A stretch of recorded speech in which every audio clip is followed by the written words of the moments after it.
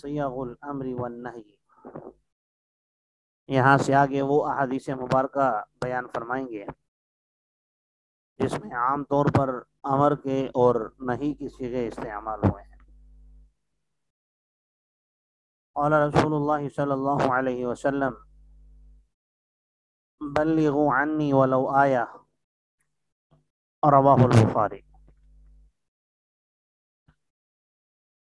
نبی کریم صلی اللہ علیہ وسلم کا ارشاد گرامی ہے کہ میری طرف سے پہنچاؤ اگرچہ ایک آیت ہی کیوں نہ ہو۔ حدیث مبارکہ کا مقصد علوم نبوت کو آگے لوگوں تک پہنچانا ہے مضبوط ذرائع سے۔ اسی میں تبلیغ دین بھی آ جاتا ہے اور تعلیم دین بھی آ جاتا ہے۔ پوری حدیث مبارکہ کو اگر دیکھیں تو اس میں آپ صلی اللہ علیہ وسلم نے اس بات کی بھی نفی کر دی کہ ایسا نہیں کہ کچھ بھی بیان کر دیں یا بغیر تحقیق کے بیان کر دیں۔ فرمایا بلغوا عنی ولو آیہ وحدثوا عن بنی اسرائیل ولا حرج ومن كذب علی متعمدا فلیتبوأ مقعدہ من النار۔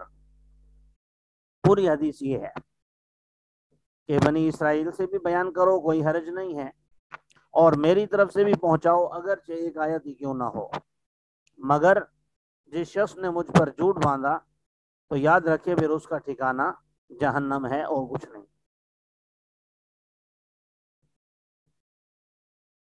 باقی یہاں سے امر کے صیغے ہیں تو ایک دو کی ترکیب دیکھ لیجئے۔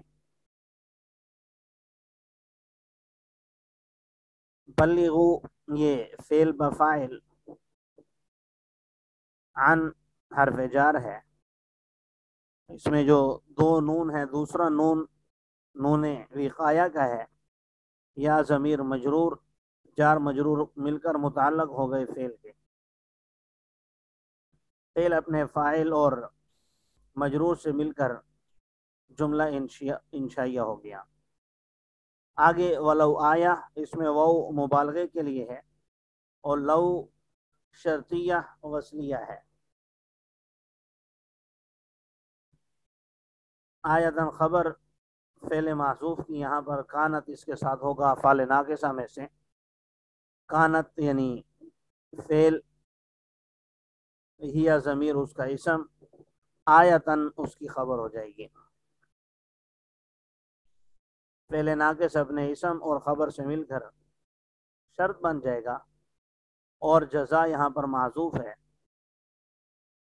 فبلغوا عنی،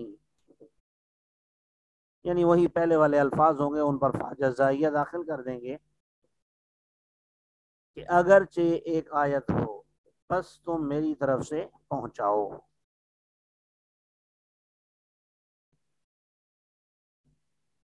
قال رسول اللہ صلی اللہ علیہ وسلم انزل الناس منازلہم، لوگوں کو ان کے مقام اور مرتبے کے مطابق اتارو۔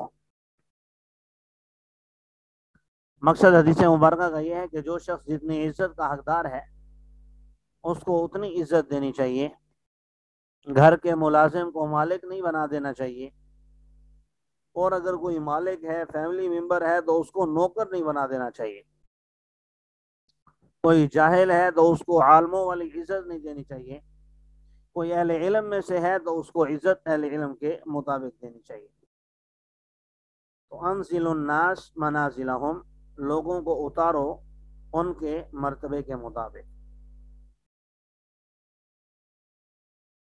یہاں بھی انزلو فعل و فاعل، الناس مفعول بھی، منازلہم مضاف مضاف الیہ مل کر مفعول فی۔ فعل اپنے فاعل اور مفعول بھی اور مفعول فی سے مل کر جملہ فعلیہ انشائیہ ہو جائے گا۔ قال رسول اللہ صلی اللہ علیہ وسلم اشفعوا فلتوجروا، او کما قال، رواہ البخاری و مسلم۔ نبی کریم صلی اللہ علیہ وسلم نے ارشاد فرمایا سفارش کرو بس تمہیں اس پر اجر دیا جائے گا، تم اجر دیے جاؤ گے، یعنی اس پر تمہیں ثواب ملے گا۔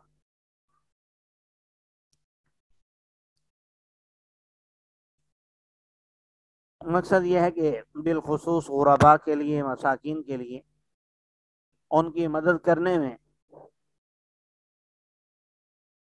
یا کوئی کسی کی جان پہچان نہیں ہے، اس کا کام کروانے میں اگر آپ کے دو بول بولنے سے اس کا کام بنتا ہے تو سفارش کر دینی چاہیے، لیکن جائز امور میں۔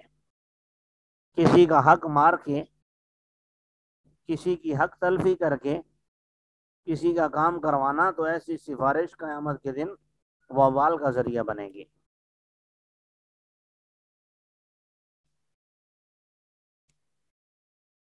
جی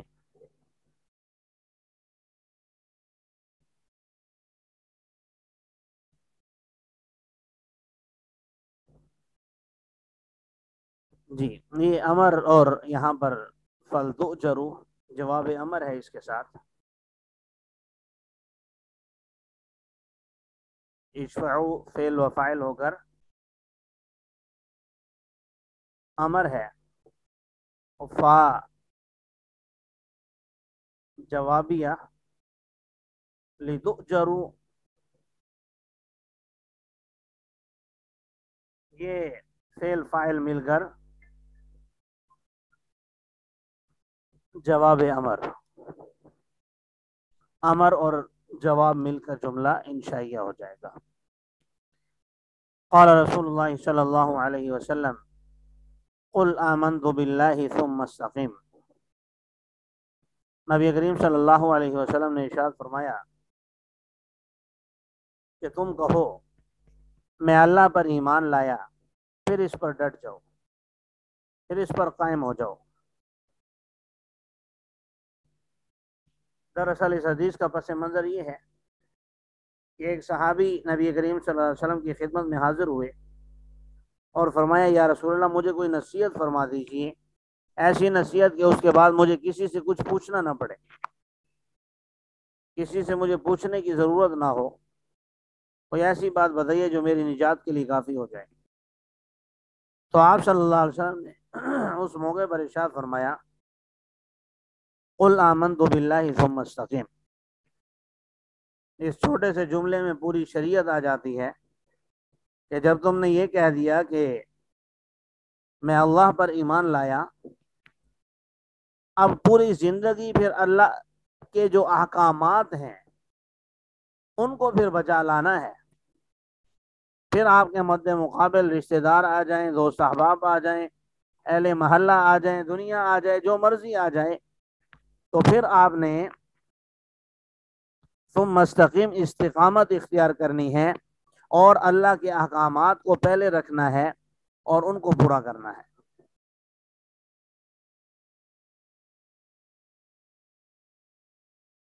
جی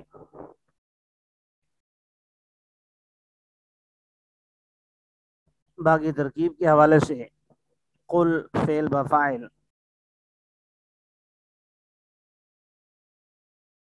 آمنتو فعل بفاعل، باللہ یہ جار مجرور مل کر آمنتو سے متعلق ہو جائیں گے۔ جی فعل فاعل اور جار مجرور مل کر یہ مقولہ یعنی مفعول بن جائے گا۔ قال یقول آپ جانتے ہیں مقولہ ہوتا ہے مفعول کی جگہ پر۔ قل اپنے مقولے سے مل کر یہ جملہ انشائیہ ہو کر معطوف علیہ ہو جائے گا، ثم عاطفہ، استقیم فعل و فاعل، فعل اپنے فاعل سے مل کر معطوف علیہ مل کر جملہ فعلیہ انشائیہ معطوفہ ہو جائے گا۔ قال رسول اللہ صلی اللہ علیہ وسلم دع ما یریبک الی ما لا یریبک، او کما قال علیہ الصلوۃ والسلام، رواہ احمد و ترمذی۔ نبی کریم صلی اللہ علیہ وسلم نے ارشاد فرمایا کہ چھوڑ دیجئے اس چیز کو جو تمہیں شک میں ڈال دے اس چیز کی طرف جو تمہیں شک میں نہ ڈالے. یعنی اگر کسی معاملے میں آپ کے دو باتیں آپ کے سامنے ہوں، دو چیزیں ہوں، ایک جس کی وجہ سے آپ شک میں پڑ رہے ہیں اور دوسری چیز جس میں آپ کو شک نہیں ہے، اس میں آپ یقین کے کسی حد تک پہنچے ہوئے ہیں، تو جو یقین والا کام ہے اسے اختیار کرنا چاہیے، شک والے کام کو چھوڑ دینا چاہیے. کیونکہ شک انسان کو تردد میں ڈالے رکھتا ہے، اور جو کام آپ اپنے یقین کے ساتھ کر رہے ہیں تو اس سے انسان کو سکون بھی ملتا ہے، اطمینان بھی ہوتا ہے. لہذا جب تک کسی بات پر 100% یقین نہ ہو، دل کی تسلی نہ ہو، اس وقت تک اس میں ہاتھ نہیں ڈالنا چاہیے شک کی صورت میں، بلکہ اس کو اختیار کرنا چاہیے جو شک سے بری ہو. جی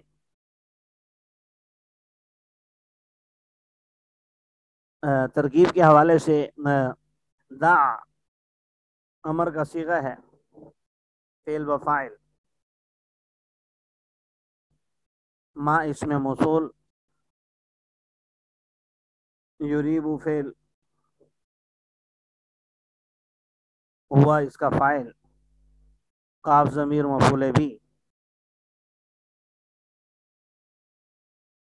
جی فعل اپنے فاعل اور مفعول بھی سے مل کر صلہ، موصول صلہ مل کر مفعول بھی. الی حرف جار، ما اس میں موصول، لا یریب اسی طرح فعل و فاعل اور مفعول بھی.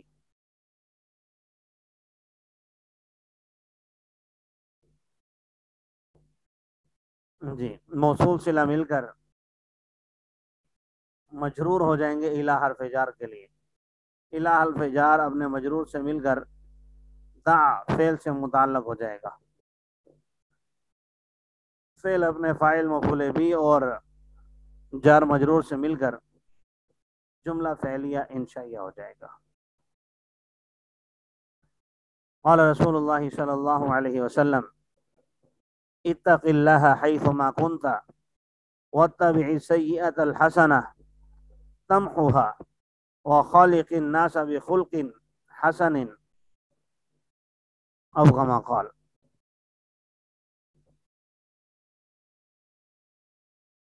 جی نبی کریم صلی اللہ علیہ وسلم نے ارشاد فرمایا کہ اللہ سے ڈرو جہاں بھی تم ہو، اور برائی کے بعد نیکی کر لو. کبھی اگر زندگی میں برائی ہو جائے، غلطی سے گناہ ہو جائے، تو اتباع کرو برائی کی نیکی کے ساتھ، یعنی برائی ہو جانے کے بعد کچھ نہ کچھ نیکی کر لو، تاکہ وہ برائی جو آپ نے نیکی کی ہے وہ نیکی اس برائی کو تمحوہا مٹا دے. اگلا جملہ بھی اسی کے ساتھ ہے جو میں نے تلاوت کیا، وَخَالِقِ النَّاسَ بِخُلْقٍ حَسَنٍ،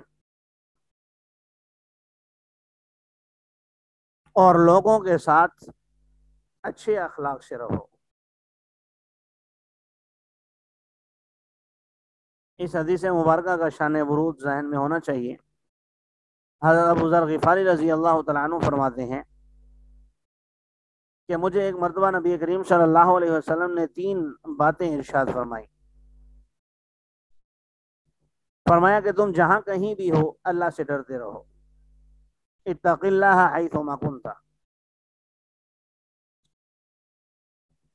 دوسری بات یہ کہ اگر کبھی تم سے گناہ ہو جائے خدا نخواستہ، تو اس کے بعد کوئی نہ کوئی چھوٹی موٹی ہی کیوں نہ ہو نیکی کر لو،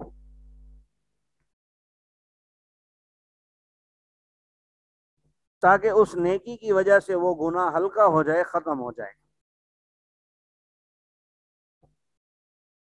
تیسری بات یہ ارشاد فرمائی کہ لوگوں کے ساتھ اچھے اخلاق سے پیش آؤ۔ ان تین چیزوں کو اگر انسان اختیار کر لے تو یقیناً اس کے لیے بہت بڑی کامیابی ہے۔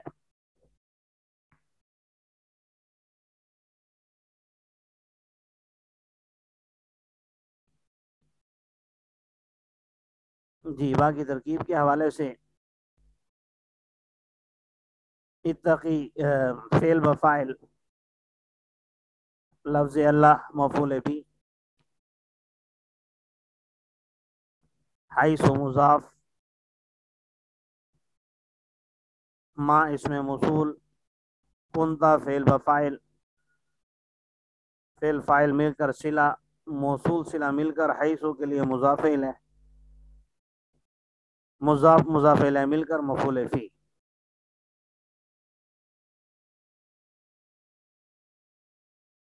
فعل اپنے فاعل مفعول بھی اور مفعول فی سے مل کر جملہ انشائیہ ہو کر معطوف علیہ۔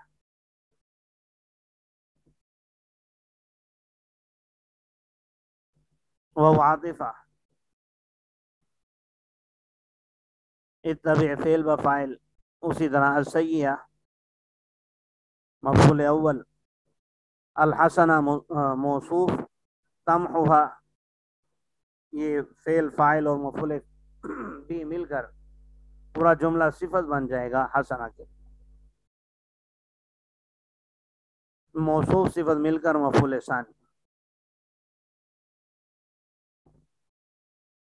جی، فعل اپنے فاعل اور دونوں مفعولوں سے مل کر معطوف۔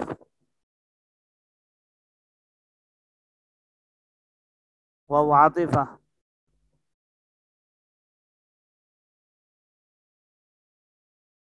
خالق فعل و فاعل، الناس مفعول بھی،